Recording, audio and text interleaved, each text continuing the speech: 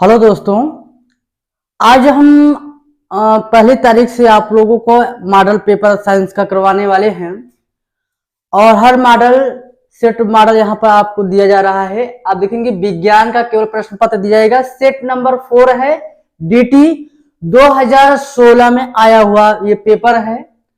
ये बहुकल्पीय पहले हम करवा देते हैं, उसके बाद खंड क, खंड ब, खंड स सारे सवाल आप लोग के यहाँ पर साल पे डाल दिया जा रहा है। हमारे ये YouTube चैनल का नाम है फ्यूचर वर्ड 1993। जो नए हो सब्सक्राइब कर ले और जो पुराने हैं उसे वीडियो को लाइक कर लीजिएगा। और बहुकल्पीय प्रश्न दिया गया है और आप लोग को यहाँ पर हम क्वेश्चन सॉल्व करते हैं। दिया है एक उत्तल दर्पण की फोकस दूरी 10 सेंटीमीटर है। दर्पण की उत्तल पृष्ठ की वक्रता त्रिज्या की गणना कीजिए। ठीक है, यहां पर दिया है दोस्तों f का मान दिया है। f का मान कितना दिया है? 10 सेंटीमीटर दिया है। ठीक है, और कह रहा है वक्रता त्रिज्या की गणना करना है। आप जानते हैं f बराबर होता है r/2, है ना। तो हमको r की गणना करना है तो हम इसको एक कर लेते हैं। क्रॉस मल्टीप्लाई जब कराएंगे r का गुणा यहां हो जाएगा और यहां पर 2f हो जाएगा। तो r बराबर 2 गुणे f का मान कितना दिया है? 10, यानी 10 दूना कितना हो जाएगा बेटा? 20 सेंटीमीटर हो जाएगा। यानी ये ऑप्शन आपका डी लाख हो जाएगा। ठीक है, दूसरा देखिए, एक इलेक्ट्रॉन वोल्ट तुल्य होता है। एक इलेक्ट्रॉन वोल्ट बराबर कितना होता है? तो एक इलेक्ट्रॉन वोल्ट बराबर होता है 1.6 गुणे 10 घाते -19।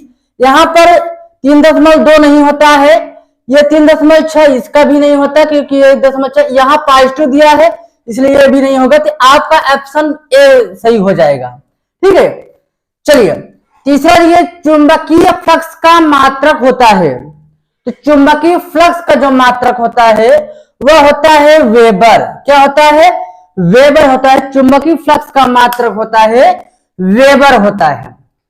चौथा सवाल है, स्वस्थ नेत्र के लिए एक स्पर्श दृष्टि की न्यूनतम दूरी होता है। एक स्वस्थ आंख के लिए दोस्तों मनुष्य के और बुक के बीच में जो दूरी होनी है वो 25 सेंटीमीटर होनी चाहिए। कितना होना चाहिए? तो आपका ऑप्शन ए में चला जाता है, 25 सेंटीमीटर होगा। ठीक है, देखिए ये निम्नांकित परिपथ में ए व बी के बिंदुओं के बीच विभवांतर की गणना करना है। यहां पर ग्राफ बना हुआ ए और बी है, 2 वोल्ट दिया गया है। विभवांतर की गणना कर रहा है। विभवांतर का मतलब क्या होता है? विभवों का अंतर। यानी कि अगर ये V1 का मान 1 वोल्ट दिया गया और V2 का मान 2 वोल्ट दिया गया है तो डेल्टा V बराबर क्या हो जाएगा? V1 minus V2। तो यहां पर 1 और -2 हो जाएगा। तो जब 1 में 2 जाएगा कितना आ जाएगा? -1 वोल्ट आ जाएगा। ठीक है, तो यहां पर आपका जो डी है वह लाख हो जाएगा। विद्युत विभवांतर का मात्रक होता है। विद्युत विभवांतर यानी विभवांतर का जो मात्रक होता है दोस्तों वह क्या होता है? देखिए यहां पर वोल्ट हमने सॉल्व भी किया तो वोल्ट हो जाएगा। ठीक है, सी आपका लाख हो जाएगा। सवाल नंबर 7 है, चंद्रमा से देखने पर आकाश दिखाई देता है। दोस्तों अगर यहां जमीन से हम आसमान को देखेंगे तो आसमान हमें कैसे दिखाई देता है? नीला। लेकिन यह प्रकाश प्रकीर्णन के कारण नीला दिखाई देता है। लेकिन जब हम चंद्रमा पे चले जाएंगे तो वहां आकाश देने पर हमारा आकाश ब्लैक रंग दिखाई देता है। 2024 का साल पेपर है। अब मैं जो है क्वेश्चन सॉल्व करता जाऊं, आप क्वेश्चन देखते जाइएगा। देखिए 8वां नंबर दिया है, यूरेनियम है। तो यूरेनियम क्या होता है? अंतः संक्रमण धातु। डी ऑप्शन सही होगा। कोई विलयन लाल लिटमस को नीला कर देता है, इसका पीएच संभवतः क्या होगा? आप जानते हैं पीएच सूचक में यदि किसी विलयन 7 से अगर अधिक होता है तो यह क्षारीय में गिनती की जाती है और 7 से कम होता है तो क्या होता है? वह अम्लीय होता है ना। और 7 ही हो जाता है तो दोस्तों वह उदासीन होता है। उदासीन का सबसे बड़ा उदाहरण उदाहरण क्या है? जल। ठीक है, तो 7 से ऊपर क्षारीय, 7 से कम क्या होता है? अम्लीय होता है। तो कह रहा है इसका संभवतः क्या होता है, विलयन लिटमस को नीला कर देता है। हाँ, अगर अम्लीय है तो यह नीले लिटमस पेपर को लाल करता है। क्या करेगा, लाल। अगर क्षारीय है तो लाल लिटमस पेपर को नीला में कन्वर्ट करता है। ये ध्यान दीजिएगा, अम्लीय है तो नीला लिटमस पेपर को क्या करेगा, लाल कर देगा। अगर क्षारीय है तो लाल लिटमस पेपर को कैसे कर देगा, नीला कर देगा। तो इसमें आपका ऑप्शन कह रहा है कि नीला कर देता है, तो इसका संभवतः पीएच संभवतः क्या होगा। तो ऑप्शन ए में 1 दिया है, बी 4 दिया है, सी 5 दिया है, डी 10 दिया है। ये 7 के ऊपर जाएगा, इसलिए आपका 8वां का ऑप्शन डी सही होगा और 9वें का जो ऑप्शन होगा वो भी डी ही सही होगा। ठीक है। एसीटोन का आईयूपीएसी नाम बताइए। एसीटोन का सूत्र क्या होता है, एसीटोन का आईयूपीएसी होता है CH3COCH3 होता है। ठीक है। ओन आईयूपीएसी में जिसके अंत में ओन जोड़ा जाता है आईयूपीएसी में, जैसे कितने कार्बन है 1 2 3, 3 कार्बन का कहा जाता है प्रोप कहा जाता है। 3 कार्बन का कहेंगे प्रोप कहा जाता है। अब इसी में जब CO आ जाता है तो उसके अंत में ओन जोड़ दिया जाता है तो कहा जाएगा प्रोपेनोन कहा जाएगा। क्या कहेंगे, प्रोपेनोन कहा जाएगा। ये ऑप्शन आपका बी इसका लॉक हो जाएगा। चलिए 11 देख लेते हैं। ठंडे तरल अम्ल से हाइड्रोजन गैस बनाता है। ये आपका 11 का डी लॉक हो जाएगा, मैग्नीशियम Mg हो जाएगा। ठीक। चलिए 12 नंबर देखते हैं। क्वेश्चन आप स्क्रीन पे देखते गए। धावन सोडा की प्रकृति क्या होता है। धावन सोडा का मतलब होता है धोने वाला, कपड़ा धोने वाला सोडा को कह रहा है। क्या है उसकी प्रकृति क्या होती है। तो धावन सोडा की जो प्रकृति होता है वह क्षार उत्पन्न करता है, इसलिए इसका बी लॉक हो जाएगा। क्या, क्षारी हो जाएगा। क्या हो जाएगा, क्षारी हो जाएगा। 13 नंबर देखेंगे। अम्ल से हाइड्रोजन हटाने वाला धातु। अम्ल से हाइड्रोजन को हटाने वाला धातु क्या होगा, आप ये कहेंगे जिंक होगा। ये ऑप्शन ए सही होगा, जिंक होगा। क्यों, क्योंकि विद्युत रासायनिक श्रेणी में जिंक जो है हाइड्रोजन को ऊपर रखा गया है, इसलिए यह प्रबल विद्युतात्मकता होने के कारण हाइड्रोजन को क्या करता है, विस्थापित कर देता है। इसलिए चलिए सवाल नंबर 14 देखते हैं। उपखंड ग, निम्नलिखित कौन सा त्वचा कार्य नहीं है, त्वचा का कार्य नहीं है। देखिए उत्सर्जन, त्वचा जब पसीना निकालता है उत्सर्जन करता है। सुरक्षा करता है, त्वचा हमें धूप वायु बारिश से सभी से सुरक्षा करता है, इसलिए सुरक्षा भी करता है। संवेदना भी व्यक्त करता है। लैंगिक लक्षण से कोई इसे संबंध नहीं होगा, तो यहां पर आपका सी लॉक हो जाएगा 14 नंबर में। जीन शब्द का प्रयोग सर्वप्रथम किसने किया। देखिए जीन शब्द का सर्वप्रथम जोहानसन ने किया था। किसने किया था, जोहानसन। बी लॉक कर दिया जाएगा। जोहानसन ने इसका सर्वप्रथम नाम लिया था, सर्वप्रथम। 16 नंबर देखेंगे। 16 नंबर देखेंगे। अनुवंशिकता के प्रयोग के लिए मेंडल ने निम्नलिखित कौन से पौधे को उपयोग किया था। तो उन्होंने सी यानी कि मटर पर इन्होंने प्रयोग किया था। ठीक। 17 नंबर देखेंगे। 17 नंबर क्वेश्चन क्या है, मूत्र निर्माण होता है। तो भैया वृक्क जो होता है, वृक्क से होता है, किडनी से होता है, ये आप ध्यान दीजिएगा। ये आपका ऑप्शन ए लॉक हो जाएगा। चलिए सवाल नंबर 80 नंबर देखते हैं। जल में घुलनशील विटामिन। देखिए जल और वसा में होते हैं, जल में घुलनशील जो होते हैं विटामिन बी और सी होते हैं। तो ऑप्शन में बी तो नहीं है लेकिन सी है, तो आप ये बी लिख दीजिए। ऑप्शन आपका विटामिन सी जो है जल में घुलनशील है। 19 नंबर दिया, निषेचन के बाद पुष्प का कौन सा भाग फल में बदल जाता है। तो यह जो होता है निषेचन के बाद पुष्प का भाग, कौन सा भाग फल बदलता है, अंडाशय। ये आपका सी लॉक हो जाएगा, अंडाशय हो जाएगा। 20 नंबर दिया है, पुरुष में लिंग गुणसूत्र होता है। देखिए महिलाओं में क्या होता है, एक्स एक्स होता है और पुरुषों में जो होता है एक्स वाई होता है, यानी आपका ऑप्शन ए लॉक हो जाएगा, एक्स वाई।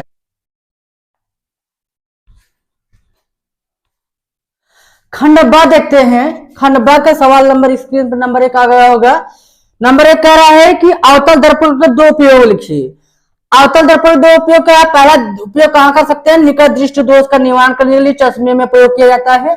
दूसरा, दाढ़ी बनाने में प्रयोग किया जाता है। दाढ़ी जब बनाने जाते हो तो दाढ़ी बनाने में चलिए सवाल नंबर अब दूसरा देखते हैं। स्क्रीन पे आप देखिए, सवाल कह रहा है बिंदु ए से बिंदु बी की ओर 10 घाते 8 इलेक्ट्रॉन।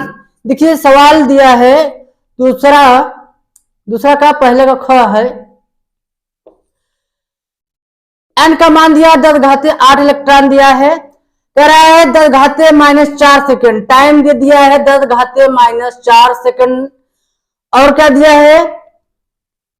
कितने विद्युत धारा आई की गणना करने कह रहा है कि आप आई की गणना कीजिए। आप जानते हैं Q बराबर एन ई होता है। एक Q बराबर होता है मुक्त इलेक्ट्रॉन का फार्मूला लगता है। दूसरा लगता है Q बराबर I इंटू टी। इसको समीकरण 1 मान लेते हैं, इसको समीकरण 2 मान लेते हैं। ठीक है, तो समीकरण 1 समीकरण 2 को क्या करेंगे? तुलना कराएंगे तो एन ई बराबर का हो जाएगा I इंटू टी। तो क्या पूछ रहा, कह रहा है धारा की गणना करना, आई की गणना, तो आई बराबर क्या हो जाएगा? एन इंटू ई अपान टी। यहां पर ई का वैल्यू फिक्स होता है 1.6 पूरे -10-19 कूलम होता है। ठीक है, चलिए मान रखते हैं एन का मान 10 घाते 8 दिया है और ई का मान कितना दिया? 1.6 गुणे 10 घाते -19 बटे टाइम कितना दिया है? 10 घाते -4 दिया है। ठीक है, इसको अगर हम काट देते हैं, यहां पर काटिए, इसको काट देते हैं तो बचेगा कितना? 10 घाते -15 हो जाएगा। और 10 घाते 15 में से अब इसको देखेंगे 1.6 गुणे 10 घाते, यहाँ 8 है और यहाँ पर क्या है? -15 है। गुणा में घात जुड़ जाता है, 1.6 गुणे 10 घाते 8 -15, तो क्या आ जाएगा? आई का मान 1.6 गुणे 10 घाते, अब 8 में 15 का कितना आ जाएगा? -7 एम्पियर आ जाएगा। ठीक है, विद्युत धारा का मात्रा क्या होता है? अवतल दर्पण के 2 उपयोग लिखिए। अवतल दर्पण 2 उपयोग का पहला उपयोग कहां कर सकते हैं? निकट दृष्टि दोष का निवारण करने के लिए चश्मे में प्रयोग किया जाता है। दूसरा, दाढ़ी बनाने में प्रयोग किया जाता है। दाढ़ी जब बनाने जाते हो तो दाढ़ी बनाने में चलिए सवाल नंबर अब दूसरा देखते हैं। स्क्रीन पे आप देखिए, सवाल कह रहा है बिंदु ए से बिंदु बी की ओर 10 घाते 8 इलेक्ट्रॉन। देखिए सवाल दिया है, दूसरा का पहले का ख है, एन का मान दिया 10 घाते 8 इलेक्ट्रॉन दिया है। कह रहा है 10 घाते -4 सेकंड, टाइम दे दिया है 10 घाते -4 सेकंड। और क्या दिया है? कितने विद्युत धारा आई की गणना करने कह रहा है कि आप आई की गणना कीजिए। आप जानते हैं Q बराबर एन ई होता है। एक Q बराबर होता है मुक्त इलेक्ट्रॉन का फार्मूला लगता है। दूसरा लगता है Q बराबर I इंटू टी। इसको समीकरण 1 मान लेते हैं, इसको समीकरण 2 मान लेते हैं। ठीक है, तो समीकरण 2 को क्या करेंगे? तुलना कराएंगे तो एन ई बराबर का हो जाएगा I इंटू टी।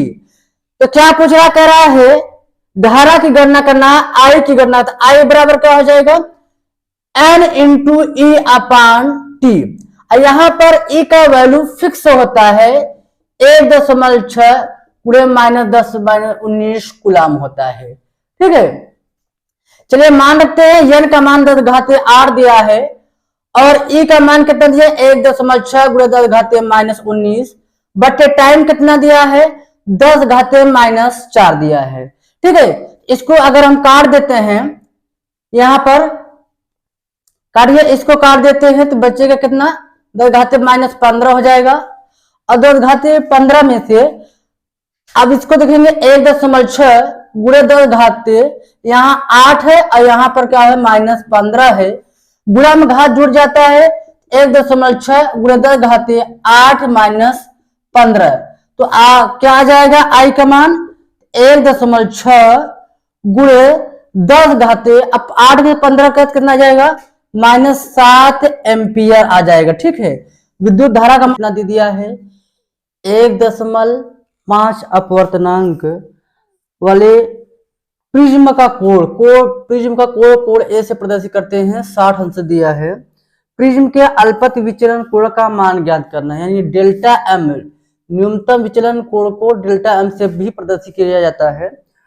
कह रहा है साइन 49 का जो मान होता है वो दिया है 0.75। चलिए इसको सवाल को सॉल्व करते हैं। दिया है प्रिज्म के सूत्र से, ये सूत्र किसे लगेगा सवाल, प्रिज्म के सूत्र, प्रिज्म के सूत्र से n बराबर sine a plus lambda m by 2 बटे साइन a बाई 2। ठीक है, अब इस पर फार्मूला रखते हैं। n का मान कितना दिया है 1.5 बराबर साइन a यानी 60 और सिग्मा m निकालना ही है बटे साइन 60 बटे 2 हो जाएगा। अब इसको 2 से काट 2 कर 2 30 दूना 60।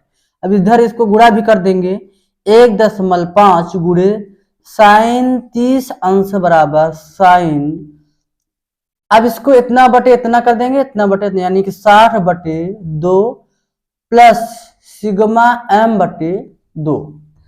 1.5 साइन 30 का मान क्या होता है, आप कहेंगे 1 बटे 2 होता है। साइन इसको भी काट देते हैं, 2 का 2 30 दूना 60, यानी यहां पर क्या आ जाए 30 प्लस सिग्मा m बटे 2। अब इसको 2 से भाग दे देंगे 1.5 बराबर सॉरी गुणे, जब भाग देंगे तो कितना आ जाए 0.5 बराबर साइन 30 प्लस सिग्मा m बटे 2। अब इसको गुणा कर देंगे तो कितना आ जाएगा 15 × 25 75, यानी कि 0.75 गुणा करने पा जाएगा sine 30 plus sigma m by 2। अब बेटा यहाँ पर 0.75 का वैल्यू यहाँ पर दे दिया है, हम इसके स्थान पे साइन 49 रख देते हैं।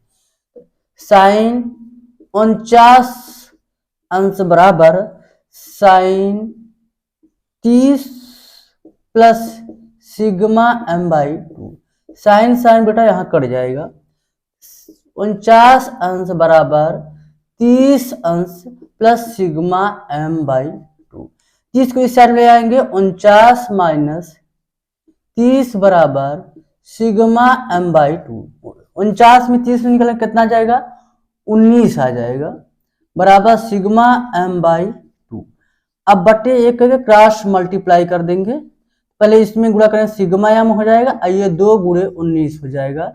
सिग्मा m का मान कितना 19 दूना 38। ये न्यूनतम विचलन कोण निकल गया, न्यूनतम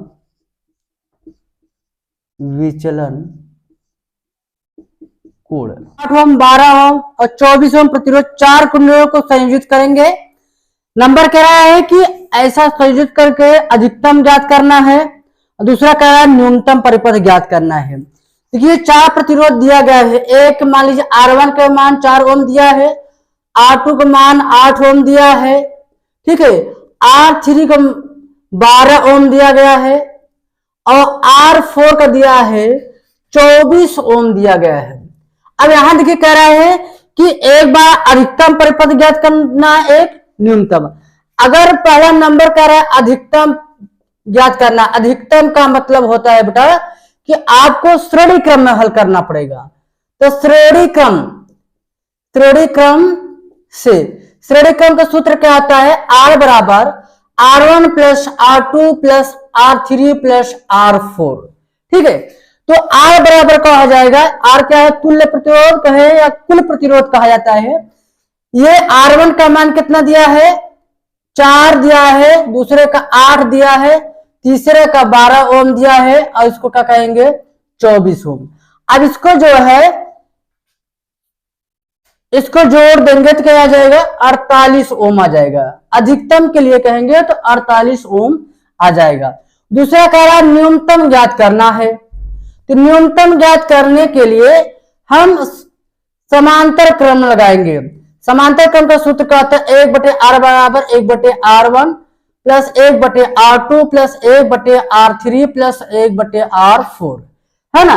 अब क्या करेंगे, 1/r1 का मान क्या है, आप कहेंगे 1/4 यहां पर रखेंगे।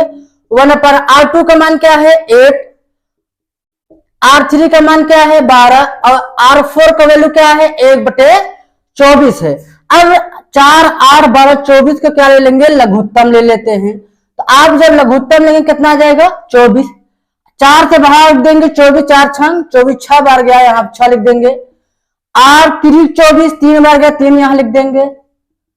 12 दूना 24, 2 बार गया 2 यहां पर लिख देंगे और 24 का नाम 24 यहां पर 1 लिख देंगे। अब इसको हम जोड़ देते हैं तो कितना हो जाएगा 6 3 9 3 12, यानी कि 12 बटे क्या हो जाएगा 24 हो जाएगा। 12 का नाम 12, 12 दूना 24, यानी 1 जो R का वैल्यू आ गया 1/2 आ गया। अब इसको क्रॉस जब गुणा करा लेंगे तो R बराबर का हो जाएगा, दिस इंप्लाई दैट R बराबर 2 ओम आ जाएगा। ठीक है, तो यह 2 ओम। दिए गए परिपथ में सेल का आंतरिक प्रतिरोध ज्ञात कर, सेल का आंतरिक प्रतिरोध ज्ञात करना, ध्यान देना है आप लोगों को। सेल का आंतरिक प्रतिरोध ज्ञात करना है तो पहला नंबर आप ध्यान दीजिए कि ये 2 समांतर श्रेणी में सीरीज लगी हैं। पहले हम इसका तुल्य प्रतिरोध ज्ञात कर लेते हैं। तो देखिए एक R1 का मान दिया 6 ओम दिया है, R2 का मान क्या दिया है 6 ओम दिया है। तो ये समांतर क्रम में, इसलिए समांतर क्रम से 1/r बराबर 1/r1 प्लस 1/r2। R1 का वैल्यू कितना है 6 दिया है और पुनः R2 का वैल्यू भी 6 ही दिया है। हर बराबर है, एक लिखेंगे 1 + 1 बराबर क्या हो जाएगा 2/6 हो जाएगा।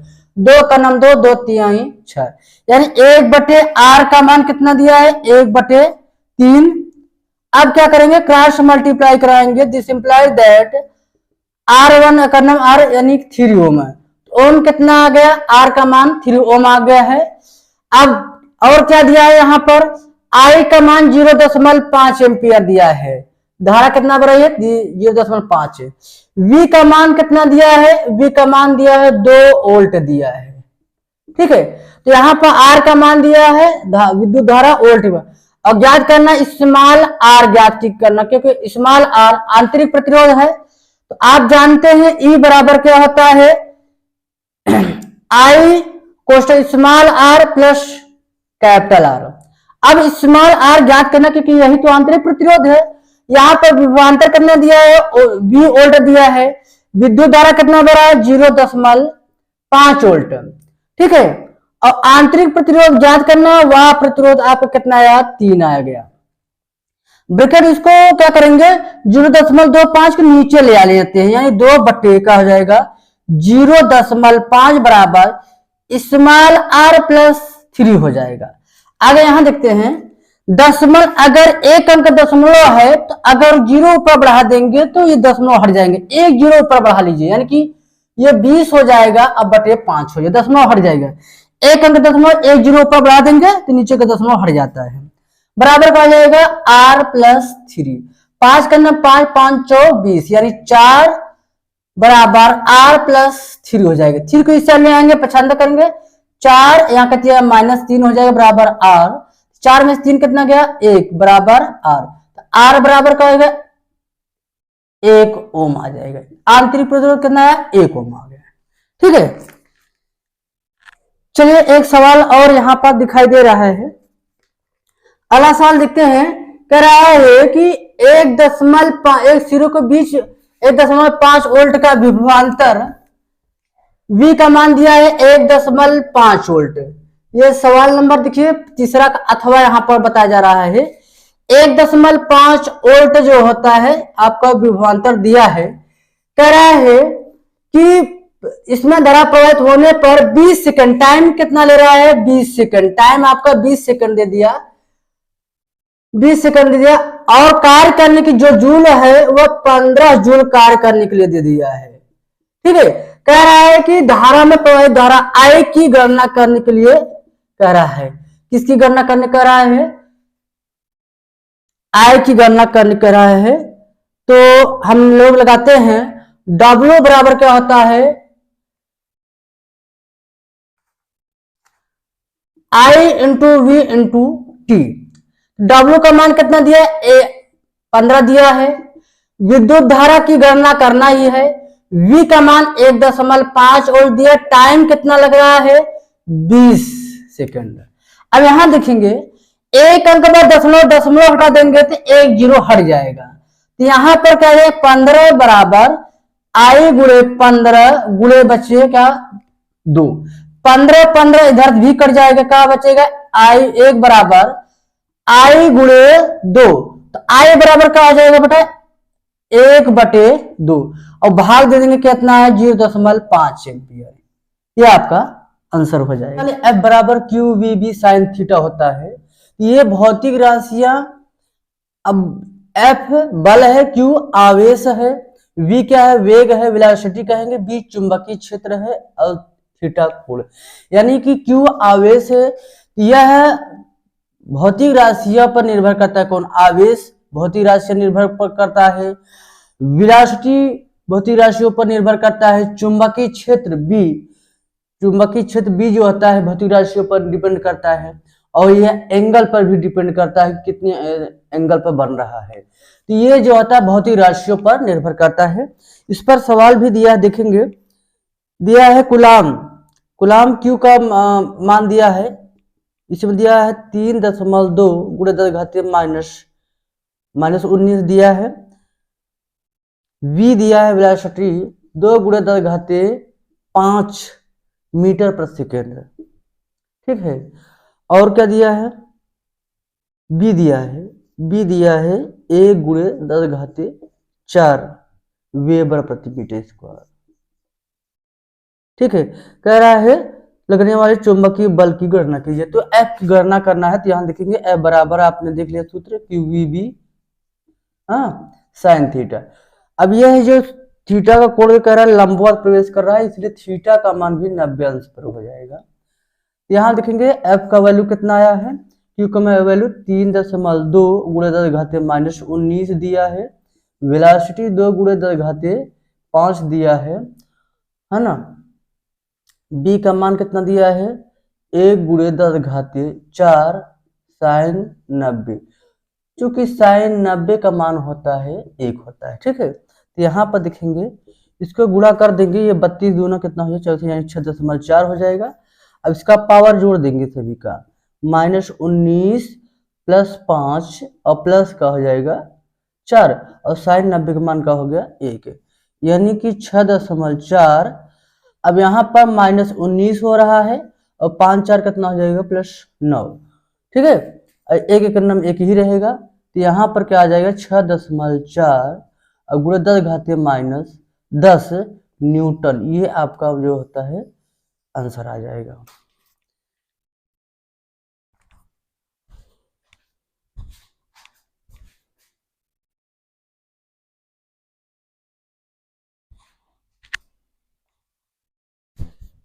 चलिए 4 नंबर का जो है, 4 नंबर का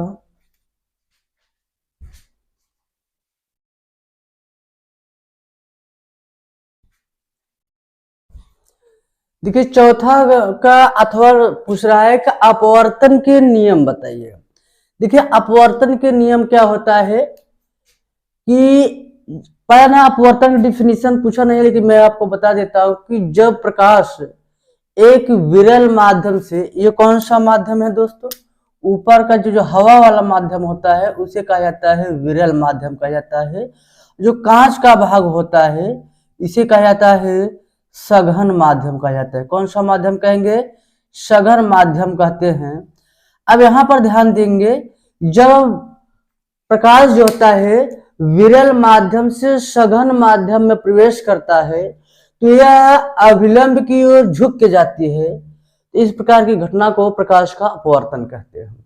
जब प्रकाश विरल से सघन माध्यम जाएगा तो अभिलंब की ओर झुक के जाता है, लेकिन जब प्रकाश सघन से विरल माध्यम में जाएगा, अगर उल्टा ले जाएगा तब प्रकाश जो अभिलंब से दूर हट के जाती है। ठीक है, तो यहाँ पर जो है अपवर्तन के नियम पूछा है, तो आज क्या अपवर्तन के नियम में बात करेंगे। अपवर्तन के नियम में दो नियम है। कौन सा नियम? पहला नंबर देखिए, आने वाली किरणों का नाम है आपतित किरण। ठीक है, और यहाँ पर बिंदु से अभिलंब की ओर झुक के जाने वाली किरणों का नाम है अपवर्तित किरण। ठीक है, ये जो लंब डाला गया है ये क्या है? अभिलंब।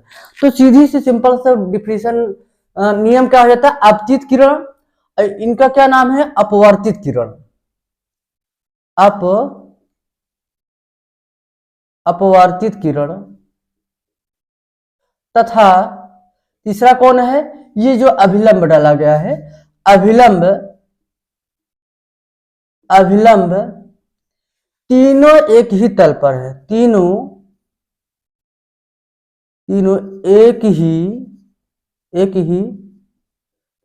तल पर है। ठीक है, ये पहला नियम होता है। दूसरा नियम क्या होता है दोस्तों? दूसरा नियम यह होता है, अपवर्तन के नियमानुसार, अपवर्तन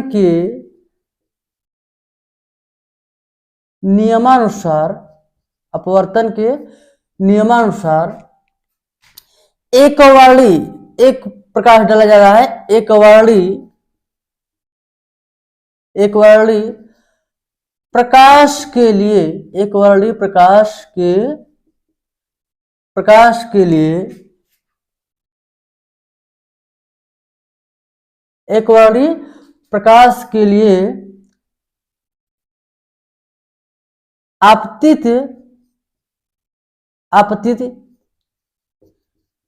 किरण की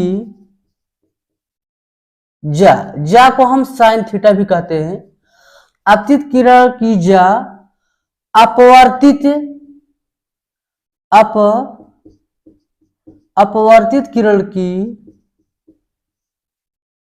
किरण की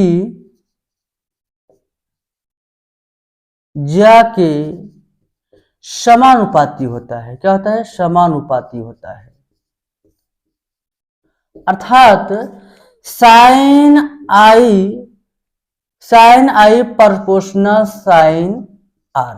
ठीक है, sine I proportional sine R, यानी इसके जो है अनुक्रमानुपाती होती है।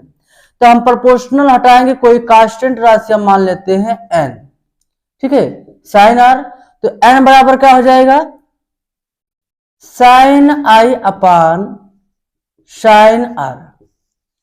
ठीक है, ये फार्मूला, इसे हम एक नाम से और भी जानते हैं, इसी को कहते हैं स्नेल का नियम भी कहते हैं। बहुत ही इंपॉर्टेंट है ये, स्नेल का नियम भी कहा जाता है। ठीक है, की गणना करना है। यहाँ देखिए, लेंस के सूत्र का सूत्र कहता है 1/f बराबर 1/v माइनस 1/। दर्पण का सूत्र आप जानते हैं, यहाँ पर प्लस लग जाता है, 1/f बराबर 1/v प्लस 1/u होता है। ठीक है, तो यहाँ पर लेंस हमको लगाना है। तो यहाँ पर उत्तल लेंस में क्या होता है? u का मान केवल ऋणात्मक रखा जाता है और v और f क्या होते हैं? धनात्मक रखा जाता है। यहाँ पर मान देखिए, हम रख रहे हैं f का मान कितना दिया है? फोकस दूरी 30 सेंटीमीटर दिया है। 1/v, माइनस से माइनस लगा दिया, 1/, u का मान कितना दिया है? आप कहेंगे 10, लेकिन ऋणात्मक रखा जाएगा, सूत्र का माइनस हो गया, यहाँ पर माइनस हो गया, क्योंकि u का मान ऋणात्मक इसलिए रखा जाता है कि वस्तुएं जब भी लेंस के बाएं तरफ रखी जाती है, जब बाएं तरफ रखी जाती है तो वो मान सदैव क्या रखा जाएगा? ऋणात्मक। अगर दाहिने तरफ यही होता तो जो भी प्रतिबिंब और फोकस दूरी दोनों धनात्मक इसलिए रखी जाती है। तो यहाँ पर देखिए, हमने रख दिया वैल्यू, तो 1/30 बराबर 1/v ऋण का हो जाएगा धन 1/10।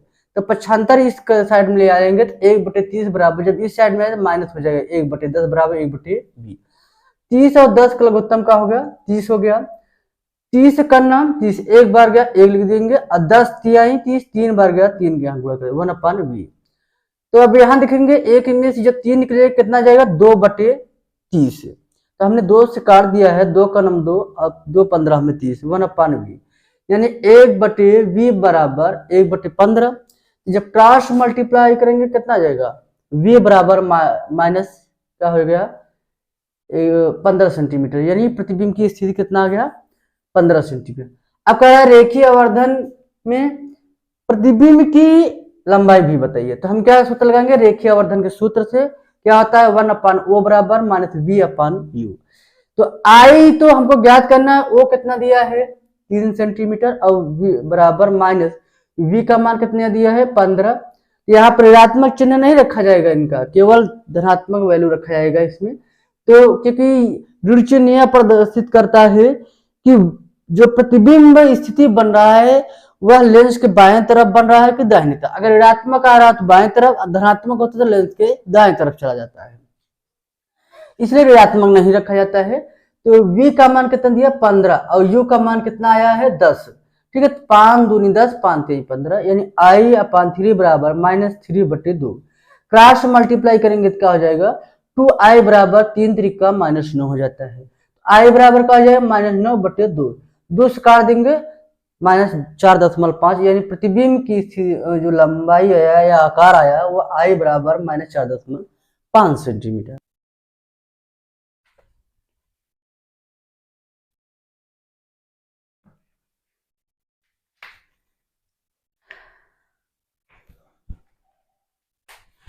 चलिए पांचवा का देखते हैं। H किसी विलयन में H प्लस आयन की सांद्रता H प्लस आयन की सांद्रता कितना दिया दोस्तों, तो दिया है 4 गुणे 10 घाते -9 मोल प्रति लीटर है। कह रहा है विलयन का पीएच मान ज्ञात करना है, पीएच मान ज्ञात करना है, जिसमें दिया है कि log 10 का मान होगा 0.3010। ठीक है, चलिए H प्लस आयन का मान और करा प्रकृति भी बताइए, विलयन की प्रकृति बताइए। तो आप जानते हैं सूत्र होता है पीएच बराबर -log base 10 H plus ion सूत्र होता है। इसी फार्मूले पर हम लोग रख के सभी सवाल को हम आज सॉल्व करने वाले हैं। ठीक है, चलिए देखते हैं कि इस पर क्या फार्मूला लगेगा। अब देखेंगे पीएच बराबर -log base H plus ion का मान कितना दिया है 4 गुणे 10 का पावर -9। ठीक है, अब इसको जो है वैल्यू रख कर पूरा सॉल्व कर लेते हैं। ठीक है, तो एक बात आप लोग जानते रहिए, सूत्र होता है log m गुणे n का सूत्र होता है log m plus log n। इसी फार्मूला से लगाएंगे, चलिए लगाते हैं पीएच बराबर -log बेस, अब इसको log m और log n के पदों में ले जाते हैं, log ये हो गया। ठीक है, और प्लस log 10 का पावर बेस ऑलरेडी 10 होता है -9 हो जाता है। ठीक है, ये बड़े ब्रैकेट में हम रख लेना है, इसको चाहे स्मॉल ब्रैकेट में रख सकते हैं। ठीक है, ऐसे। ठीक है, अब क्या रखेंगे पीएच बराबर -log 10, इसको 4 लिख सकते हैं 2 पावर 2 प्लस, अब इसका पावर लॉग में जो घात होता है वो सामने आ जाता है, तो इसको पावर है इसलिए मैंने सामने ला दिया -9 को इंटू log बेस 10। ठीक है, इसको भी log घात सामने आ, इसको भी सामने ले आ देंगे -2 log 10 बेस 10 टू प्लस, अब ये ब्रैकेट खुल जाएगा प्लस -9 हो जाएगा और ये क्या जाए log 10 हो जाएगा। क्योंकि आप लोग जानते होंगे log बेस 10 का वैल्यू होता है 1 होता है और log 2 के यहाँ वैल्यू ऑलरेडी पहले से दिया हुआ है, तो पीएच बराबर क्या हो जाएगा -2 log 2 का मान रखेंगे 0.3010 -9 इसका वैल्यू 1 रख दिया, तो पीएच बराबर क्या हो जाएगा इसको ब्रैकेट को गुणा कर देंगे तो क्या आएगा 0.6020। ठीक है, माइनस ये क्या हो जाएगा 9 हो जाएगा। अब जब ब्रैकेट ओपन करेंगे तो क्या हो जाएगा पीएच बराबर हो जाएगा, ये माइनस हो जाएगी, ये क्या हो जाएगा प्लस हो जाएगा, यानी कि -0.6020 प्लस 9 हो जाएगा। ठीक है, अब यहाँ पर आप जब इसमें से इसको घटा दें, मैं आपको घटा दिखा दे, कुछ लोग घटाने में दिक्कत होता है तो मैं घटा के दिखा देता हूं। कितना घटाना है? 0.6020, ये 0 हो गया, 10 में 2 बचेगा, ये बचेगा 9 बचेगा, ये बच्चा 9 में 3 होगा, और ये कितना आ गया आपका 8। ठीक है, जब आप घटा दिए तो पीएच का मान निकल के कितना आया 8.3980। ये आपका विलियन है। अब चूंकि ये विलियन 7 से अधिक आया है तो आपको मैंने बताया था, अगर 7 से कम किसी विलियन पीएच मान आता है तो वह अम्लीय होता है, 7 ही आ जाता है तो उदासीन होता है, 7 से अगर अधिक आता है तो क्षारीय। 7 से अधिक से आया है, अतः विलयन की प्रकृति, विलयन की प्रकृति क्षारीय है। है आप ध्यान देंगे, होता है CaSO4 इंटू 1/2H2O। ठीक है, कह रहा है जल के साथ अभिक्रिया कराएंगे तो जल का सूत्र लगाएंगे, इसमें 1 से 1/2 H2O। ठीक है, तो ये क्या है? ये है आपका प्लास्टर ऑफ पेरिस। ठीक है, और ये क्या है आपका जल। जब इससे क्रिया कराएंगे तो क्या बन जाएगा? CaSO4। अब यहां देखेंगे आधा जल यहां पर है, 1.5 जल यहां पर है, तो क्या हो जाएगा? ये बन जाएगा 2H2O। यही बन जाएगा क्या? जिप्सम कहा जाता है, जिप्सम। ठीक है, जिप्सम का प्रयोग कहां होता है दोस्तों? जिप्सम का प्रयोग आपके जब आप मसाला ले आते हैं तो उसमें प्रयोग किया जाता है, ईंट पत्थर की जोड़ाई करने के लिए किया जाता है। जिप्सम का कार्य क्या होता है? किसी भी मसाला जब आपने बना दिया जोड़ाई करने के लिए, सीमेंट में जब प्रयोग किया जाता है, इसका कार्य होता है किसी भी जमाव को वीक कर देता है, मतलब कुछ देर बाद जमाव होता है। ठीक है, ये ख हो गया। चलिए अब देखते हैं छठा नंबर का ख देखते हैं। छठा नंबर ख कह रहा है खनिज तथा अयस्क में अंतर लिखिए। देखिए खनिज, खनिज और दूसरा लिखेंगे क्या? अयस्क के। इन दोनों की चर्चा करें कि दोनों में अंतर क्या है। देखिए खनिज किसे कहते हैं? पृथ्वी के ऊपर, पृथ्वी के ऊपर कंकड़, कंकड़, कंकड़ पत्थर, बालू आदि आदि अशुद्धियां, आदि अशुद्धियां उपस्थित होती हैं, उपस्थित होती हैं, खनिज कहलाता है। खनिज कहलाता, जो पृथ्वी को ऊपरी भाग में कंकड़ पत्थर बालू की अशुद्धियां जो उपस्थित हो उसे हम क्या कहेंगे? खनिज कहते हैं। अयस्क किसे कहते हैं? लिखेंगे वे पदार्थ, वे पदार्थ जो कम खर्च में, जो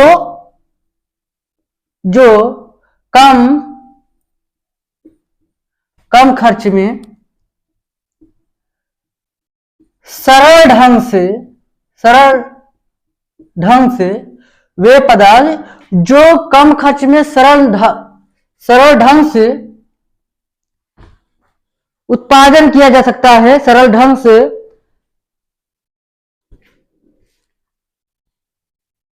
कम खर्च से सरल ढंग से अधिक मात्रा में, क्या? अधिक मात्रा में प्राप्त किया जाता है, अधिक मात्रा में प्राप्त किया जाता है अयस्क कहलाता है। अयस्क कहलाता है। लिखेंगे वायु की अनुपस्थिति में सांद्रित अयस्क को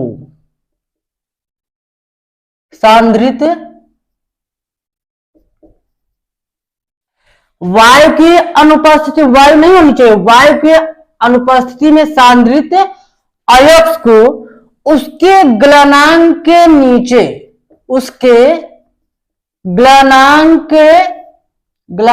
गलनांक के नीचे उच्च ताप पर कार्बन डाइऑक्साइड CO2 तथा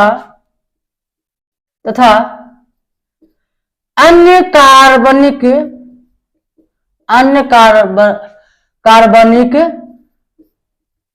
अशुद्धियां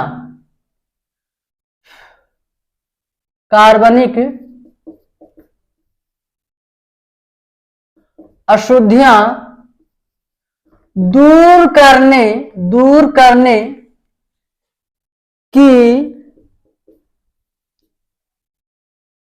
करने की क्रिया को निस्तापन कहते हैं। आपने क्या पढ़ा? वायु की अनुपस्थिति, वायु नहीं होनी चाहिए, सांद्रित अयस्क को उसके गलनांक के नीचे उच्च ताप पर कार्बन डाइऑक्साइड, सल्फर डाइऑक्साइड तथा अन्य कार्बनिक अशुद्धियां दूर करने की क्रिया को हम क्या कहेंगे? निस्तापन कहते हैं। आइए भर्जन किसे कहते हैं? अब देखेंगे वही चीज है। अब यहां पर वायु की अनुपस्थिति में क्रिया हो रही है, अब यहां पर वायु की उपस्थिति में होगी। तो वायु की उपस्थिति में, वायु की उपस्थिति में सांद्रित अयस्क को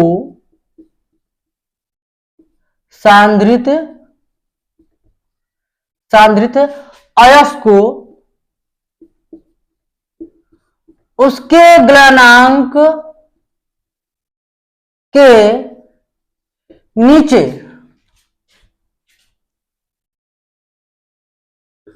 उच्च ताप पर गर्म करने की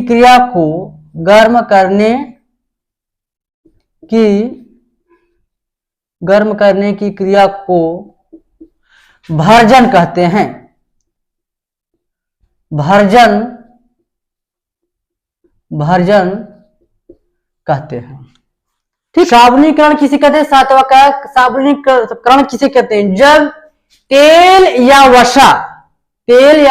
वसा क्षार के साथ क्रिया कराने पर साबुन तथा ग्लिसरॉल बन जाता है, तो हम इसे साबुनीकरण कहते हैं। जैसे कि परिभाषा है, तेल या वसा पर क्षार की अभिक्रिया से साबुन बनाने की क्रिया को साबुनीकरण कहते हैं।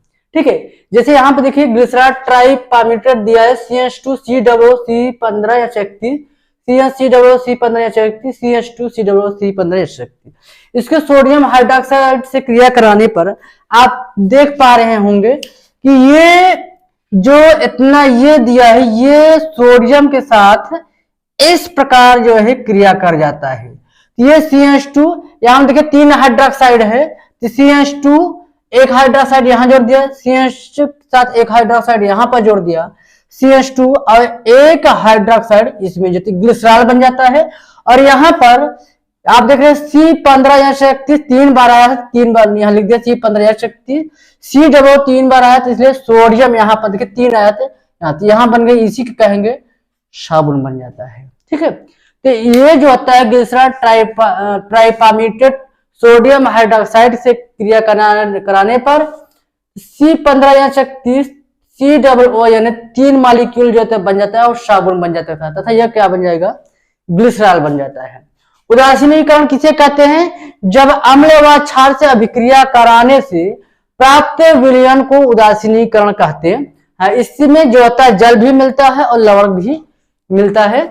सातवां तीसरा देखेंगे, सजातीय श्रेणी। सजातीय श्रेणी किसे कहते हैं? कि कार्बन के यौगिकों का ऐसा समूह जिनकी संरचनाएं तथा रासायनिक गुण एक समान होते हैं, उसे क्या कहेंगे?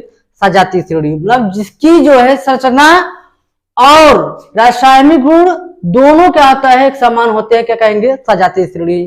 जैसे कि methane, ethane, propane, butane, pentane, hexane, ये जितने भी होते हैं कार्बनिक यौगिक, ये सब क्या होते हैं? सजातीय श्रेणी में आते हैं। ठीक है, ये सातवां अथवा दिया है धामन सोडा किसे कहते हैं? जब बेकिंग सोडा को गर्म करके सोडियम कार्बोनेट प्राप्त किया जाता है तो फिर सोडियम कार्बोनेट के क्रिस्टलीकरण से धामन सोडा प्राप्त किया जाता है। जैसे सोडियम कार्बोनेट क्या होता है? यानी A2CO3 होता है। 10 मॉलिक्यूल जल के साथ क्रिया कराएंगे तो ये संयोजन अभिक्रिया हो जाती है, यानी A2CO3 10H2O, ये धामन सोडा प्राप्त किया जाता है। यह इसका रासायनिक गुण है। इसका खावर्म का है धामन सोडा के 4 रासायनिक गुण लिखिए। यह एक पारदर्शी और क्रिस्टलीय ठोस होता है। ठीक है, जैसे ये कुल मिलाकर क्या होता है? पारदर्शी होता है। पारदर्शी में जिसमें से प्रकाश एक सिरे से दूसरे सिरे पार के जैसे पारदर्शी कहेंगे। ठीक है, दूसरा क्या यह उन कुछ धातु कार्बोनेट में से एक है जो पानी में घुलनशील, जैसे कि नमक होता है या फिटकरी डाल दिया जाता है, घुल जाता है, उसी प्रकार जो होता है सोडियम कार्बोनेट जो होता है। धामन सोडा का और सूत्र आप जानते हैं, यानी A2CO3 10H2O होता है और इसे कपड़ा धुलने में काम किया जाता है। Thank you.